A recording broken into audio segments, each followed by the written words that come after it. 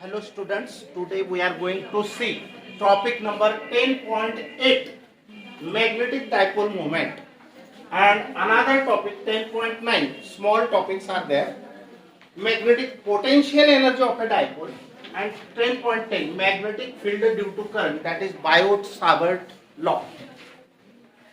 आता बघा डायपोल दोन प्रकारचे असतात.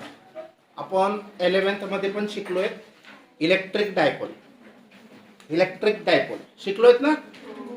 डायपोल, डाय म्हणजे दोन, पोल म्हणजे ध्रुव, विरुद्ध, जसं उत्तर दक्षिण नॉर्थ साऊथ, तसं दोन चार्जेस, एक पॉझिटिव्ह चार्ज आहे, एक निगेटिव्ह चार्ज आहे आणि ते काहीतरी अंतरावर आहे.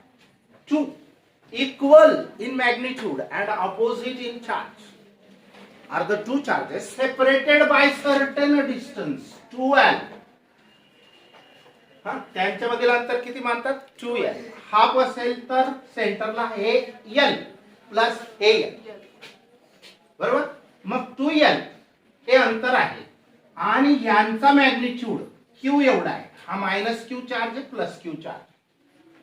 तर दोघांचं मॅग्निट्यूड सेम आहे, फक्त चार्ज अपोजिट आहे. तर यांची डायपोल मोमेंट p ही वेक्टर आहे आणि ती किती असते? 2ql.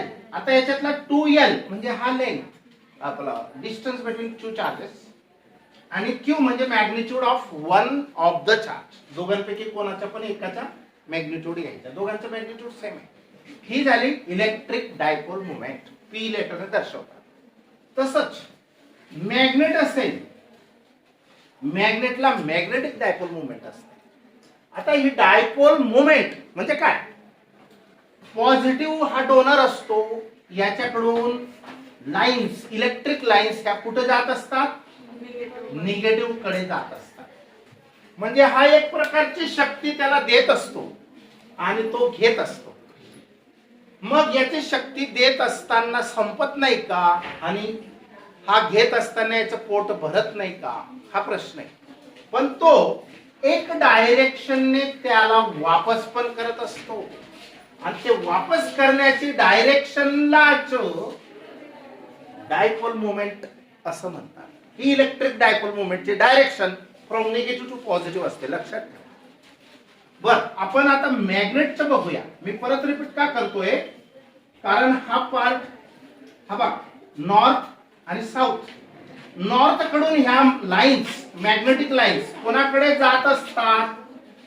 मी काय विचारतोय? साऊथ कडे जात असतात. या अशा जातात. पण साऊथ नॉर्थ देऊन देऊन त्याची शक्ती संपत नाही का आणि साऊथचं पोट भरत नाही का? मग तो काय करत असेल? वापस करत असेल ती शक्ती. हा अनेक मार्गाने, अनेक रस्त्याने त्याला शक्ती देत असतो, त्याला शक्ती देत असतो. पण साऊथ त्याला एकच मार्गाने, लक्ष आहे का तुमचं इकडे? अरे तिकडे काय बघून राहिले, इकडे बघा ना. केली का? बरोबर आहे. हाकडून द्यायचं. आता नॉर्थ कडून या मॅग्नेटिक लाईन्स कुठे जात आहेत? साऊथ कडे. आणि साऊथ त्याला वापस करेल आणि जे एकच डायरेक्शनने वापस करतो तो सगळं एकदम, तो किती वापस करतो ही त्याची एक शक्ती आहे. ही शक्ती साऊथची नाही, नॉर्थची पण आहे.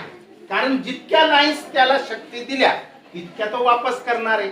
याच्यावरून आपल्याला त्या मॅग्नेटची, बार मॅग्नेटची शक्ती, स्ट्रेंथ समजते आणि त्याची direction magnetic dipole moment, M. याला काय म्हणतात? मॅग्नेटिक डायपोल मोमेंट म्हणतात, यम. तर ह्या यम ची व्हॅल्यू कशी फाइंड करतात? यांचं डिस्टन्स नॉर्थ आणि साऊथ पोल मधलं पण 2l घेतात आणि यांची पोल स्ट्रेंथ जी असते प्लस और मायनस यम असते. तर एकच मॅग्निट्यूड ml, 2ml. हा 2l तर आहेच. Length between, sorry, distance between two poles. Poles actually मध्ये असतात, हा एंडला नसतात. हे 2l डिस्टन्स आणि त्याची स्ट्रेंथ, एकाची स्ट्रेंथ, कोणत्या पण पोलची एकाची स्ट्रेंथ म्हणजे m. 2 ml ऍक्च्युअली हा कॅपिटल पाहिजे होता आणि याला म्हणतात dipole moment of the magnet. समजलं? ही मॅग्नेटिक डायपोल मोमेंट आहे, ही इलेक्ट्रिक डायपोल मोमेंट आहे. आता ही आठवण दिली मी तुम्हाला, आता आपण त्याचा वापर इथं करणार आहे. इकडे लक्ष द्या. तसंच सोलेनॉइड, सोलेनॉइडची कॉईल ही, करंट कॅरिंग कॉईल ही बार मॅग्नेटचं काम करत असते. जिकडून करंट एंट्री करेल आणि जिथं लिव्हिंग करेल ते दोन पोल तयार होतात. हा, एक नॉर्थ आणि साऊथ. याची शक्ती, जशी बार मॅग्नेटची शक्ती या पॉइंट्सला कॉन्सन्ट्रेट म्हणजे एकवटलेली असते, तशी याची शक्ती पसरलेली असते, कारण कॉईल जितकी लांब असेल. आणि याचे नॉर्थ साऊथ पोल चेंज करता येतात, याचे करता येत नाही. मी मागच्या वर्षी शिकवलंय, आठवतं की नाही बघा. तर ह्याला पण डायपोल मोमेंट असते. कोणाला? Solenoid. Solenoid means a coil carrying current having 2 poles. तर याला पण डायरेक्शन असते, डायपोल मोमेंट असते. आणि ती किती असते? NIA. हा पण फॉर्म्युला शिकलोय आपण. Electric dipole moment, sorry magnetic dipole moment of the current carrying coil. हा फॉर्म्युला कोणता?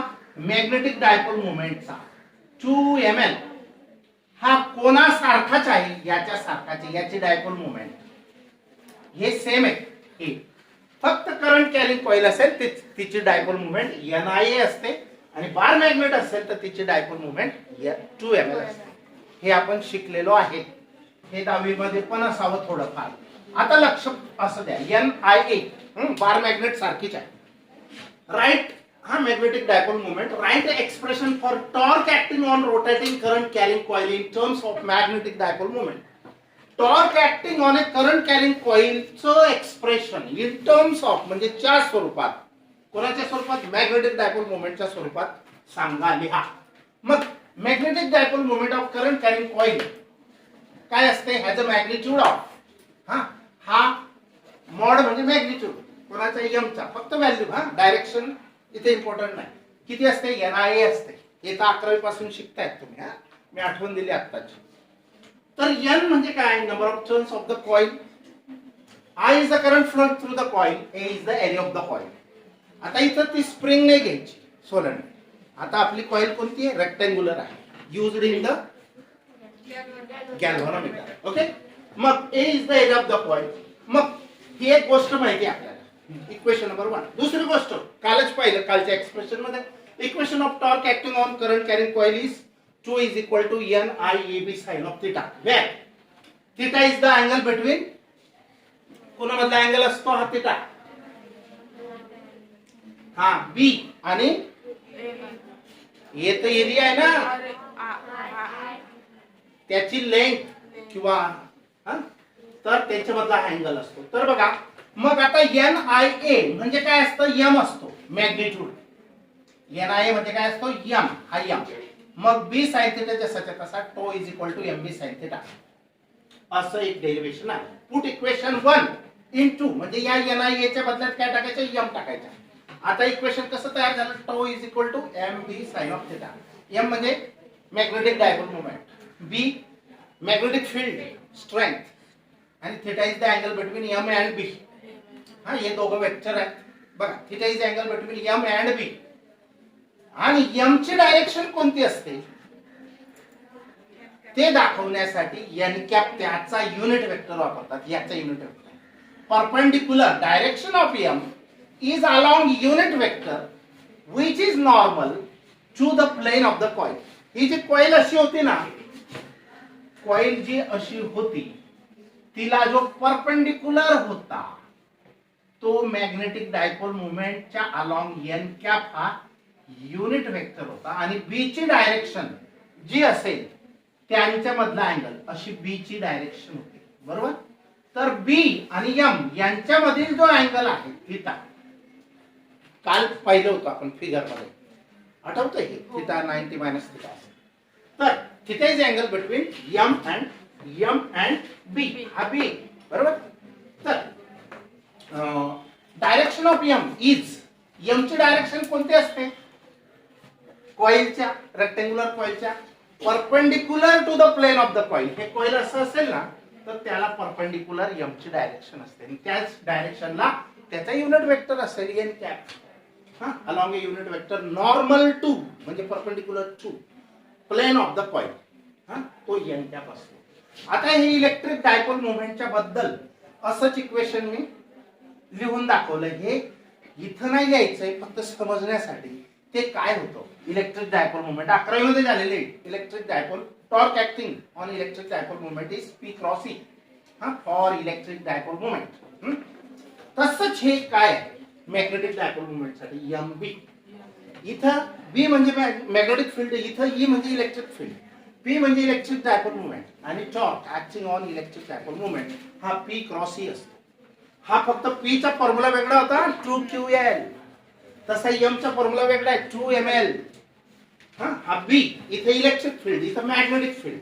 हे मॅग्नेटिक डायपोल मोमेंट, ही इलेक्ट्रिक डायपोल मोमेंट आणि तो तर सेम आहे. तो is the torque or a force which is capable to rotate the coil. Next point समजलं मग simple. Magnetic potential energy of a dipole. Dipole एक नॉर्थ एक south आहे, याला डायपोल म्हणतो आपण. डायपोल किंवा याला मॅग्नेटिक डायपोल म्हणतो आणि जर दोन चार्जेस असतील तर त्याला इलेक्ट्रिक डायपोल म्हणतो. डायपोलची पोटेन्शियल एनर्जी दबाव तर काय असतो दबाव.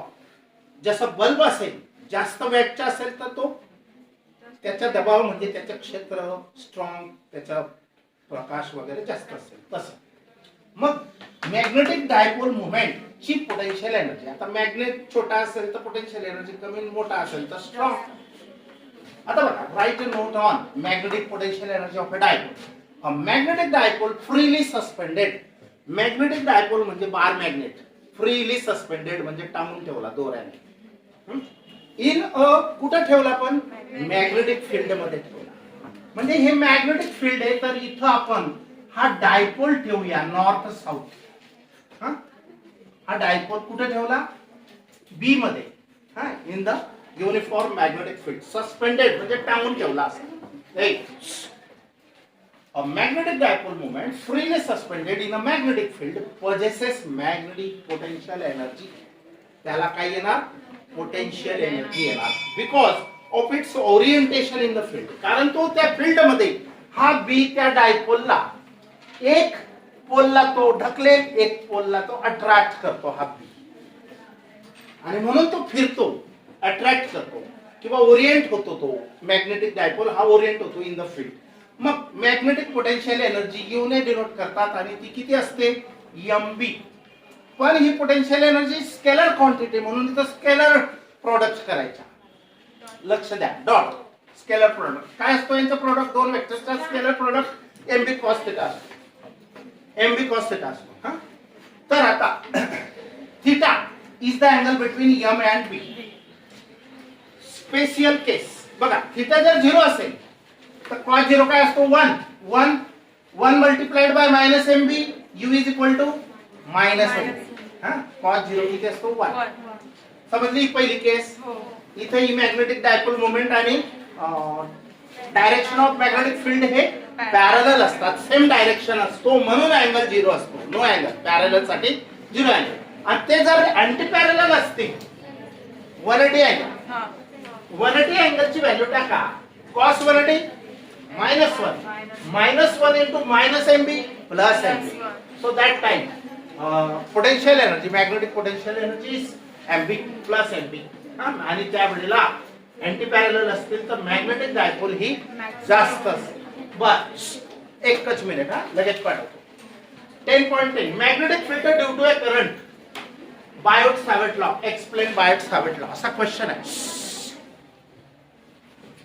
Consider a wire of arbitrary shape. Arbitrary means कोणताही शेप आहे. याची लेंथ किती पण असू शकते इन्फिनाइट, पण त्याचा एक इलेमेंट तुकडा डीएल. डीएल हा वेक्टर आहे कारण तो डायरेक्शन फिक्स आहे. आणि बी म्हणजे मॅग्नेटिक फील्ड त्याला हा कुठे ठेवलेला आहे युनिफॉर्म मॅग्नेटिक फील्ड मध्ये ठेवलेला आहे वायर. आणि current it is carrying A current I. आता या लेंथ इलेमेंट डीएल आणि direction of magnetic field dB, छोट्याशा इलेमेंट मुळे छोटस मॅग्नेटिक फील्ड. तर हा अँगल जो आहे यांचा, ही टेंजंट आहे आणि ही डायरेक्शन ऑफ मॅग्नेटिक फील्ड आहे. तर हा अँगल आहे. तर डीबी किती असते? DB is directly proportional to current. Directly म्हणजे या गोष्टींवर हा अवलंबून आहे आणि या गोष्टीवर तो इनव्हर्सली डिपेंड आहे. मग जितकं अंतर जास्त होईल I dl sine theta upon r square. आता आर हे अंतर आहे इथून या पी पॉइंट पर्यंतचं, डीएल पासून तर पी पर्यंतचं अंतर हे आर आहे. थिटा हा अँगल असेल, डीएल हा त्याचा लेंथ इलेमेंट असेल, आय हे current flowing through the wire असेल. तर इथे इक्वॅलिटीसाठी μ0 आपण 4π पुटअप करायच्या. याला इक्वॅलिटी मध्ये हे इक्वेशन तयार झालं डीबी.